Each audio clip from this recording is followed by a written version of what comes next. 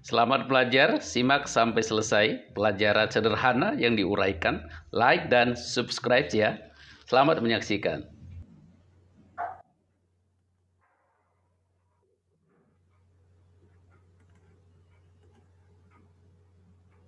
Shalom, apa kabar semua? Kita bertemu di dalam pelajaran kelas 8 ya, bab 1. Kita akan melihat pelajaran kita saat ini. Apa yang menjadi judulnya, apa saja yang akan dijelaskan nanti, mari kita lihat. Pak Guru akan share screen namanya. Mari kita lihat pelajarannya. Ini dia. Ya.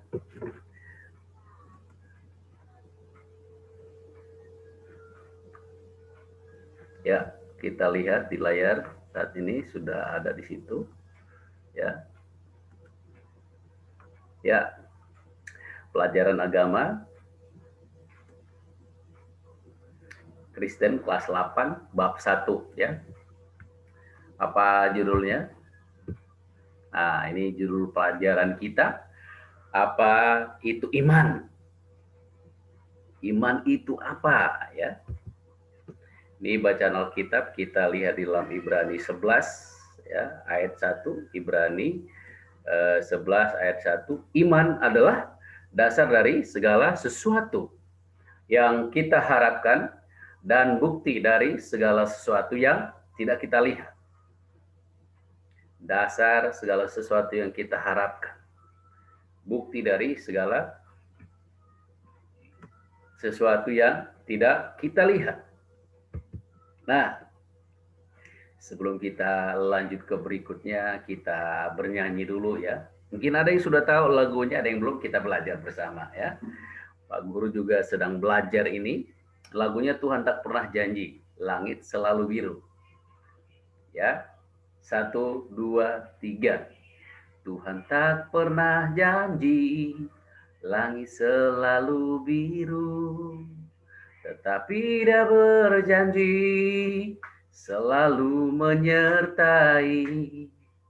Tuhan tak pernah janji, jalan selalu rata. Tetapi Dia berjanji, berikan kekuatan. Yang kedua, jangan pernah menyerah, jangan berputus asa. Mujizat Tuhan ada saat hati menyembah. Jangan pernah menyerah, jangan berputus asa. Mujizat Tuhan ada bagi yang setia dan percaya. Ya, suara Pak Guru tidak terlalu bagus, tapi dia. Mari kita berdoa. Sebelum belajar, ada doa singkat di depan, kita bacakan doa ini. Kita berdoa. Ya Tuhan, kami percaya dan mengharap padamu. Tolonglah kami memahami apa yang kami pelajari mengenai iman saat ini. Dalam nama Tuhan Yesus, kami berdoa. Amin. Ya, kita lihat berikutnya. Di sini iman dalam perjanjian lama ya. Ini ada gambar di situ untuk memandu kita memahami, membayangkan perjanjian lama bagaimana Musa ya. Itu contoh gambar Musa dalam perjanjian lama. Orang-orang beriman, salah satu tokoh orang beriman, nabi dalam perjanjian lama namanya Musa ya. Dalam perjanjian lama, kata iman digunakan untuk menggambarkan suatu keadaan ketika seseorang memiliki rasa percaya diri untuk bersandar pada sesuatu yang dapat diandalkan ya. Jadi iman itu adalah gambaran ketika seseorang memiliki rasa percaya diri ya untuk bersandar pada sesuatu yang dapat diandalkan. Percaya. Contohnya dia duduk di kursi, dia yakin, lalu dia duduk. Nah, Nah, kita lanjut lagi.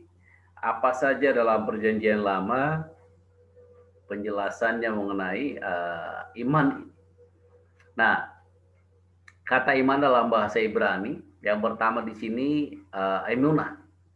Emunah artinya kesetiaan, ya. Artinya menjadi teguh, mapan, setia, dianggap teguh. Itu dianggap benar, emunah itu dianggap benar.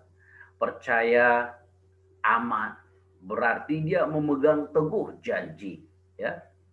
Nah, kita lihat bagian kedua apa itu? Kal. Berarti menjadi teguh, ya, mapan, setia, dianggap benar. Hampir mirip dengan emunah tadi. Bagian C, aman. Berarti dia memegang teguh janji, ya. Jadi kalau dia memegang teguh janji itu dia aman. Ada di situ Batak, ya, bukan Batak tapi Batak, ya, digunakan dengan kata depan bet, ya. Itu B itu dalam bahasa Hebrew-nya, Ibrani itu B itu bet, ya. Menjadi bet Batak artinya percaya atau bersandar kepada yang dia yakini. Kemudian yang terakhir di sini itu ehasah, artinya menyembunyikan diri atau mencari perlindungan kepada orang yang dipercayai. Jadi ini masih sepadan semua. Emunah, kal, aman, batak, dan ehasah masih mirip-mirip semuanya, ya. Jadi iman itu meyakini, ya, memegang teguh, ya, pada janji-janji, bersandar, ya. Jadi berlindung. Itu dia di dalam perjanjian lama. Iman dalam perjanjian lama ini tidak menekankan aspek pengetahuan atau pemahaman, tetapi mereka menekankan pada keyakinan dan perasaan atau bersifat rasa percaya, ya. Iman berhubungan dengan kehidupan spiritual seseorang atau suatu bangsa, tentang kehidupan masa kini dan masa yang akan datang. Nah, kita lihat di dalam Habakuk 4 ayat 2 dituliskan di sana. Sesungguhnya orang yang membusungkan dada tidak lurus hatinya, tetapi orang yang benar hidup oleh percayanya. Untuk kata ini percayanya disebut dia emunah, ya. Jadi orang yang benar itu hidup oleh percayanya, ya. Jadi tidak boleh sombong, tidak membusungkan dada. Berarti di dalam perjanjian lama ini iman itu bukan sekedar hanya dia pengetahuan, tapi lebih meyakini kepada keyakinan. Lalu dia hidupi keyakinannya itu. Luar biasa. Kita lihat lagi. Pertumbuhan dan kekuatan iman di dalam perjanjian lama ini dihubungkan dengan ada pohon ara, ya. Ada pohon zaitun. Hal itu hendak menggambarkan bahwa upaya menumbuhkan iman bukan hal yang mudah, sebab membutuhkan kesabaran dan ketekunan iman. Seperti pohon ara tadi dan juga pohon zaitun itu digambarkan di sana. Jadi itu membutuhkan kesabaran, ketekunan iman yang kokoh dan kuat akan menghasilkan buah sesuai kehendak Allah. Ya, Nabi Habakuk dalam hal ini menegaskan bahwa sekalipun pohon ara tidak berbuah dan pohon zaitun tidak menghasilkan, hal itu tidak akan menggoyahkan imannya kepada Tuhan. Luar biasa. Jadi itu ibarat pohon, dia kalau tidak berbuah harus dipotong dan dibuang. Jadi demikian Habakuk. Aku, imanku harus bermanfaat, ya, harus berbuah. Dalam hal ini menyatakan bahwa imannya bertumbuh hanya kepada Tuhan saja dia percaya, ya. Jadi kalau yang lain tidak bertumbuh, saya harus bertumbuh. Itu keyakinan Habakuk. Habakuk, ya.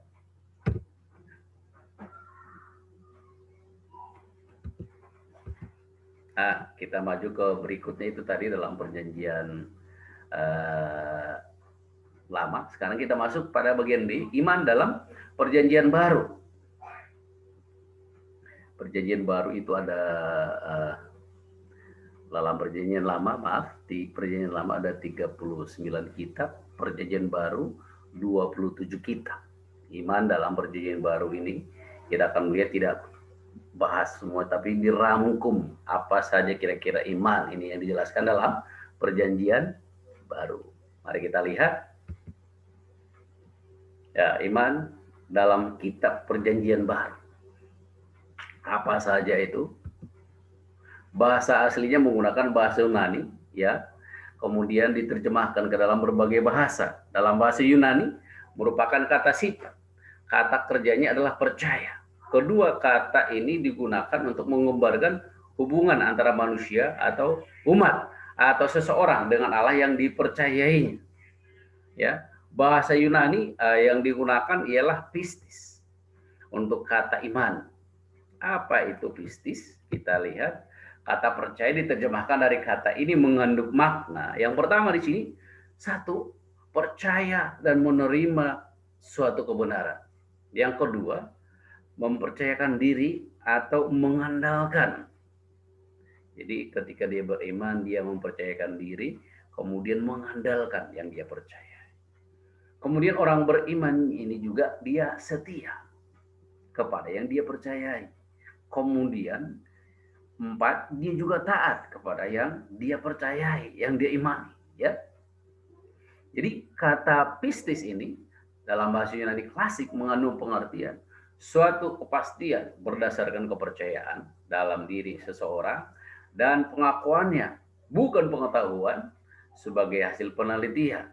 Juga dapat berarti rasa percaya diri untuk bersandar pada sesuatu atau kepada Allah. Ya, di bisnis ini dia percaya, menerima yang dipercaya sebagai kebenaran, mempercayakan diri, mengandalkan diri kepada yang dia percayai, kemudian dia setia kepadanya, taat kepadanya. Luar biasa, ya. Nah, kita melihat bahwa waktu Yesus melayani di dunia, orang banyak dapat menyaksikan, ya, segala sesuatu yang dilakukannya. Bagaimana Yesus ini menyembuhkan orang mati, menyembuhkan orang sakit, membuat banyak mujizat, ada juga menghidupkan orang mati, ya, mengajar dengan berbagai perumpamaan, mengampuni dosa dan bergaul dengan semua orang, ya. Salah satu ajaran Yesus tentang iman kepada orang banyak yang menjadi pengikutnya adalah terdapat dalam Matius 17 ayat 20. Yesus berkata, sesungguhnya sekiranya kamu mempunyai iman sebesar biji sesawi saja, kamu dapat berkata kepada gunung ini, pindah dari tempat ini ke sana, maka gunung ini akan pindah dan tak akan ada yang mustahil bagimu.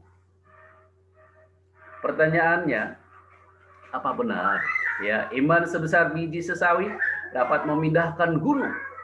Ya.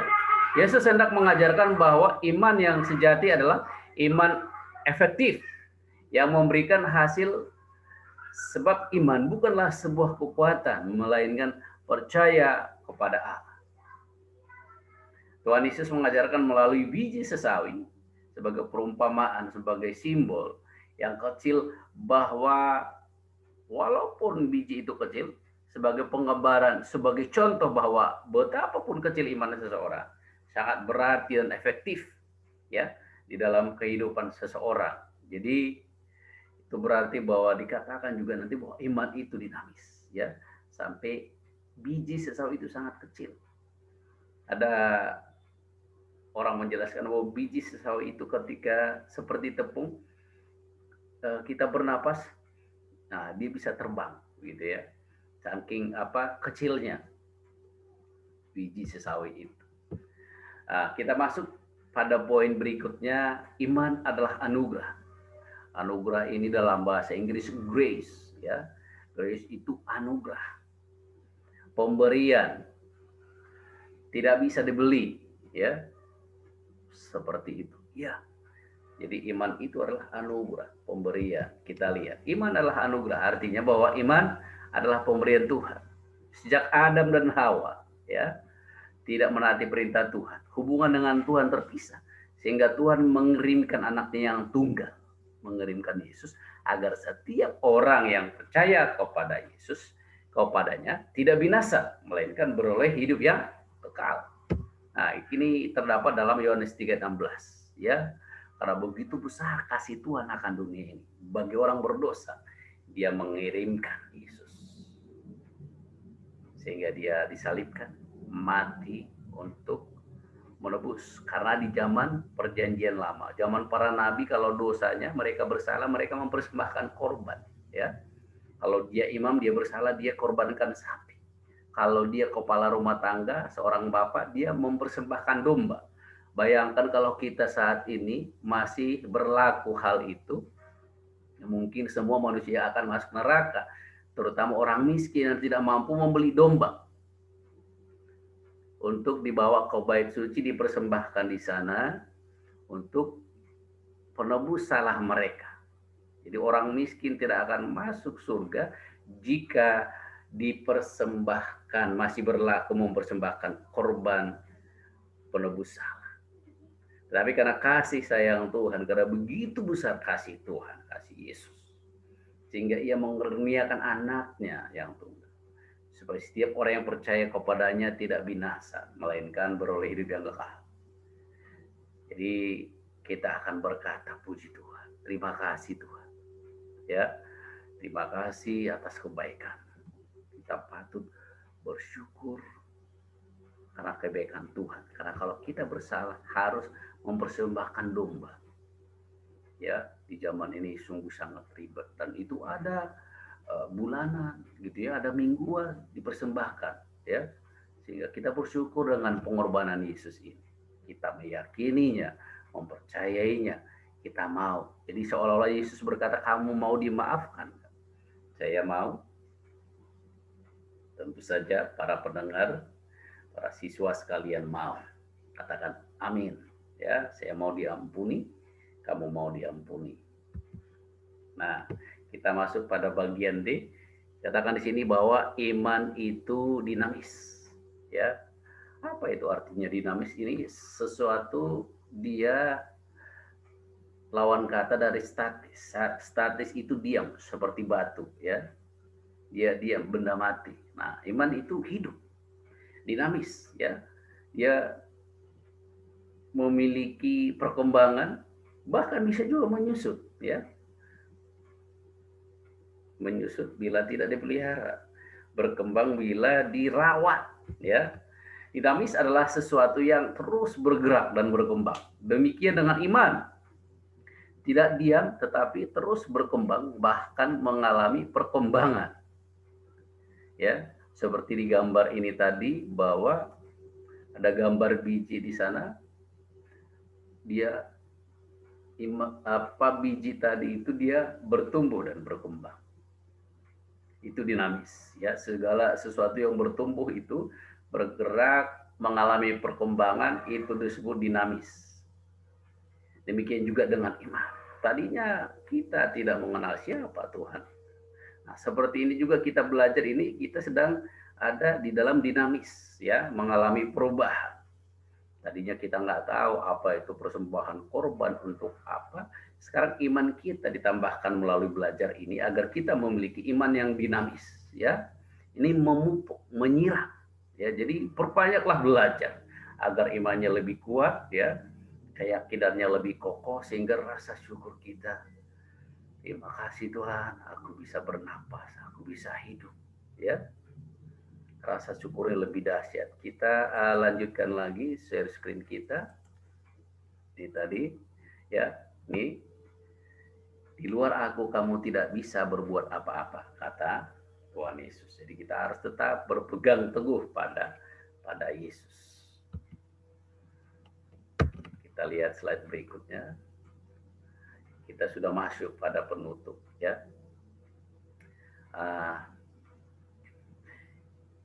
Jadi ada beberapa hal yang diambil di sini, bahwa iman adalah cermin hubungan pribadi dengan Tuhan. Tanpa iman tidak mungkin manusia berkenan kepada Allah. Iman adalah anugerah. Iman itu dinamis, ya, berkembang, bertumbuh melalui proses belajar dalam kehidupan, ya. Lalu ada tugas, ada pertanyaan dari apa yang kita pelajari tadi. Coba pikirkan, apakah iman itu? Kapan iman itu diperlukan? Apakah iman bertolak belakang dengan akal budi? Ya, mengapa iman itu penting? Ya, bagaimana cara menumbuhkan iman? Nah, Pak Guru memberikan kisi-kisinya iman tadi itu, bahwa dalam perjanjian lama mereka iman itu tidak hanya sekedar pengetahuan tapi dihidupi. Kapan iman itu diperlukan?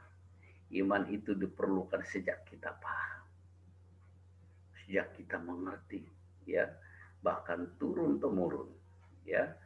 Orang tua mengajarkan kepada kita untuk berdoa, untuk beribadah agar iman kita bertumbuh.